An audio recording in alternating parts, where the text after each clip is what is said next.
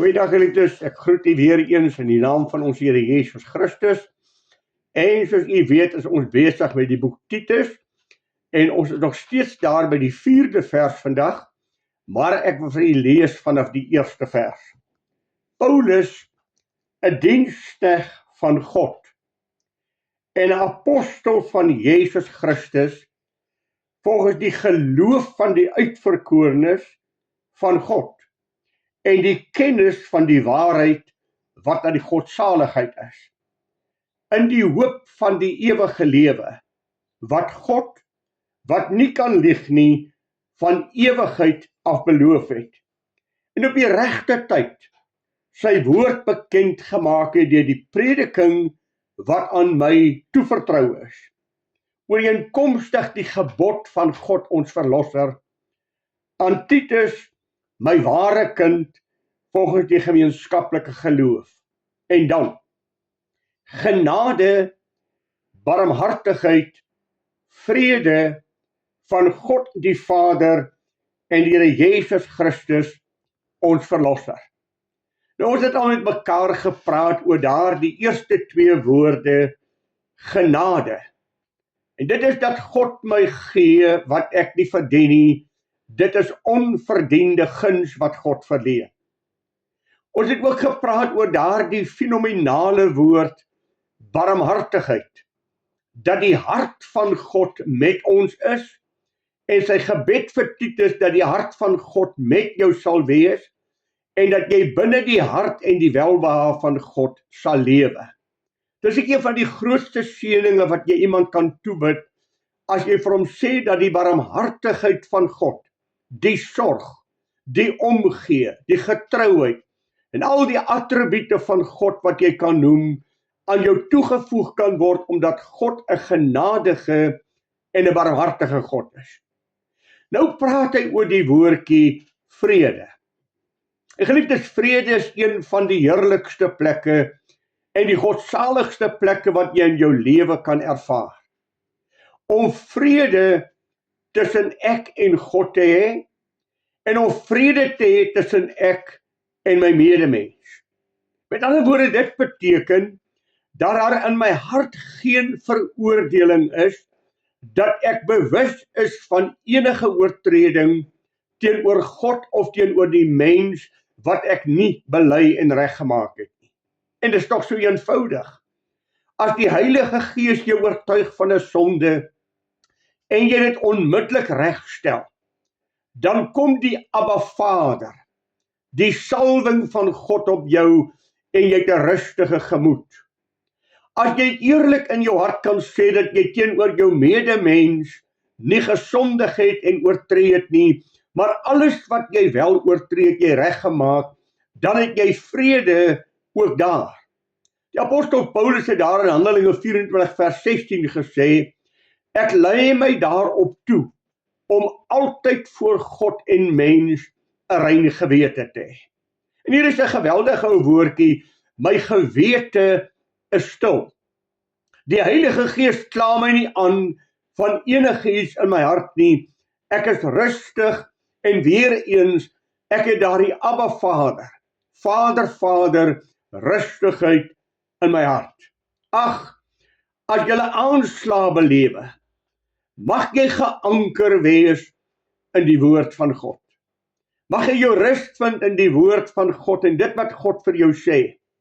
Ons sal aanslae beleef, ons sal krisisse beleef, maar te midde van dit alles kan jy rustig wees. Net omdat jy weet wie is met jou. Dat daar die geklank van die Heilige Gees in jou hart stil sal wees. En dat jy rustig sal kan lewe en kan weet, Here, ek het vrede in my hart. Vrede dat daar 'n rustigheid en 'n stilte tussen ek en God en die mens is. Omdat ek weet wie ek is. En omdat ek weet wie my God is, kan ek mos vrede hê te midde van omstandighede. Ek dink aan die apostel Paulus wat op daardie boot op pad Rome toe is. Terwyl almal skarrel en die boot se inhoud uitgooi en almal skarrel en daar geen hoop is om te oorleef nie, staan Paulus een oggend op met vrede in sy hart. met geloof en sekerheid. Hy sê, manne, skep moed. In hierdie nag het die engel van die Here by my gestaan, en hy het vir my gesê, die boot sal vergaan, maar nie een van ons sal in die proses sterwe nie. En ek glo hom, dat dit sal wees soos hy is. Vrede te midde van omstandighede. Vrede te midde van aanslae. Omdat ek weet wie ek is in die hand van die lewende God, en omdat ek weet wie my God is. My God is getrou, en sal nooit laat vaar die werk van sy hande nie. Ag, dink aan die woord van die Here daar in Jesaja 41 vers 10, as hy vir sy volk Israel sê wat in ballingskap is, wat in groot nood is.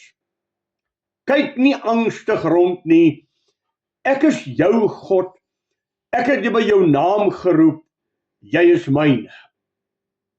Dink net so 'n bietjie aan Psalm 23. Al gaan ek ook in 'n dal van doodskade wees, ek sal geen onheil vrees nie, want U is met my.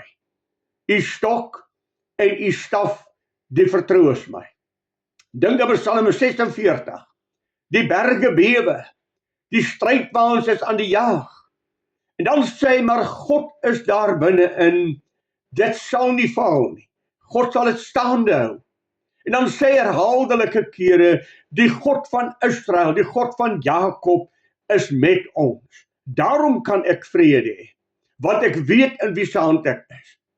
Onthou jy die profeet en Gehasie, as Gehasie onstuimig raak omdat hy die vyand sien, dan sê die profeet so eenvoudig, ag Here, maak tog sy oë oop dat hy kan sien. Die volgende oomblik is sy oë geopen, en hy sien die berge is gevul met die vuurwaans van God, en dan hoor hy. Hy hoor die woord van die profeet wat sê, hy wat met ons is meer as hulle wat teen ons is. 1 Johannes 4 vers 4 herhaal dit. Hy wat met ons is meer as hy wat teen ons is. U sien geliefde, die apostel Paulus het iets van hierdie bron van vrede, hierdie bron van geluk geken toe hy gesê het in Romeine 8 vers 31, as God dan met ons is, wie kan teen ons wees? En dan aan die 38ste en 39ste vers het herhaal. Nie hoogte of diepte, lengte of hoogte of enige ander skepsel sal ons ooit kan skei van die liefde van God wat daar in Christus Jesus ons Here is nie. Die Here Jesus het ons daar in Johannes 10 vir ons gesê, ek gee julle die ewige lewe en niemand sal jy uit my hand uitruk nie. Julle is in die hand van my Vader. Daar is niemand magtiger as my Vader nie. Daarom is my belangrikste om my verhouding met die Heilige Gees en met die woord van God suiwer te hou. Hy gebruik 'n baie mooi woord wat ek er op moet let. Hy sê Jesus Christus, ons verlosser. Onthou het hy daar in die 3de vers gesê, God is ons verlosser. Nou sê Jesus Christus is ons verlosser. Hy is die een wat vir ons die oorwinning aan die kruis uitgewerk het. Maar geliefdes, let op, wie het u en my verlossing beplan? So lief het God die wêreld gehad, dat hy sy enig gebore seun gegee het, sodat elkeen wat in hom sou glo, nie verlore mag gaan nie, maar die ewige lewe kan hê. God het bestem dat ek en jy saligheid sal hê. Voor die grondlegging van die wêreld het hy reeds vir Jesus gegee om vir jou en my aan die kruis van Golgotha te sterwe, dat ons vrede kan hê. En kan ek dit vir u sê, geliefde, 'n kind van God behoort vrede te hê ten alle tye. Ek sê weer, as die Heilige Gees jou dan oortuig van iets wat die vrede van God van jou wegsteel, bely dit. As omstandighede jou vrede wil wegstel, vlug na God se beloftes.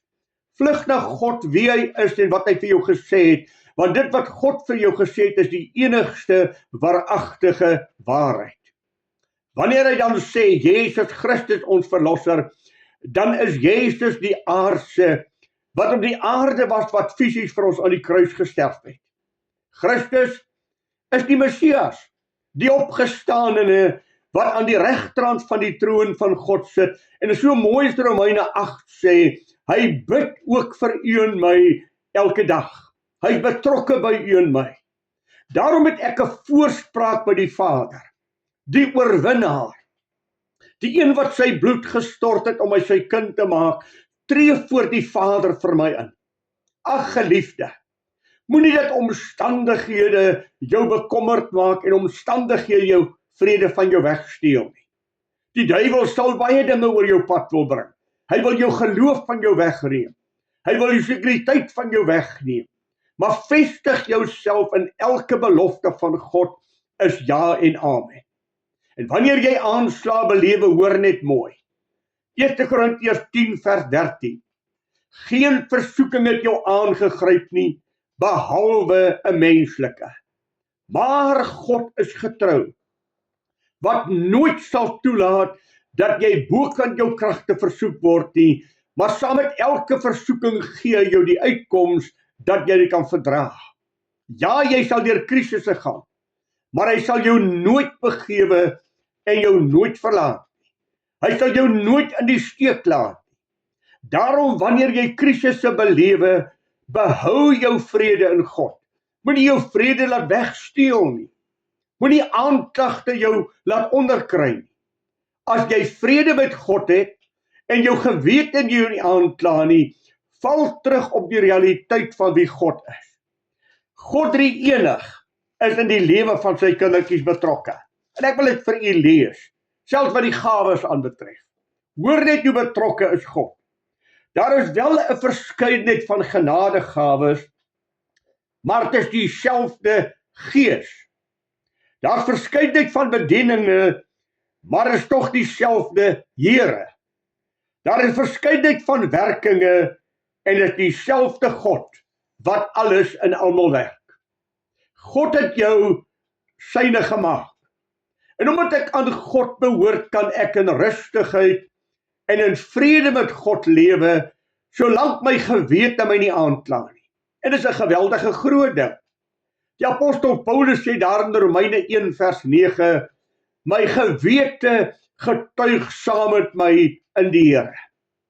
Daarom laat ek en jy hierdie beginsel in ons lewe toepas. My gewete getuig saam met die Heilige Gees dat my lewe voor God mooi en skoon is. Titus, ek bid vir jou die genade van God toe, wat die Here vir jou gee, wat geen mens verdien nie. Ek bid vir jou die barmhartigheid van God toe, die liefdeswerkinge van God wat jou bewaar, wat getrou teenoor jou is, en wat elke oomblik met jou is. En Titus, ek bid jou toe, dat jy in alle tye die vrede van God in jou hart mag ken. Die vrede wat alle verstand te bowe gaan, wat God beloof het vir sy kinders. Ek bid dat die Here vir jou en vir my hierdie seën sal toevoeg. Ek gee dit vir jou vanmôre, en ek wil dit soos Paulus vir jou toebid. Mag die genade van God met jou wees. Mag die barmhartigheid van God jou omring, en vir jou sorg dag na dag. En mag jy werklik die vrede van God, die harmonie, die geluk, die vreugde van God in jou hart ervaar, om te weet wie is jy en wie is jou God. Mag die Here vir u ryklik seën. Volgende week met mekaar verder praat, maar ek bid dat die Here sy seën oor jou mildelik sal uitstort. Goeiedag vir u, en mag die Here vir u ryklik seën, en mag u uself verlustig in die Here. Dan sal hy jou gee die begeertes van jou hart. Goeiedag vir u.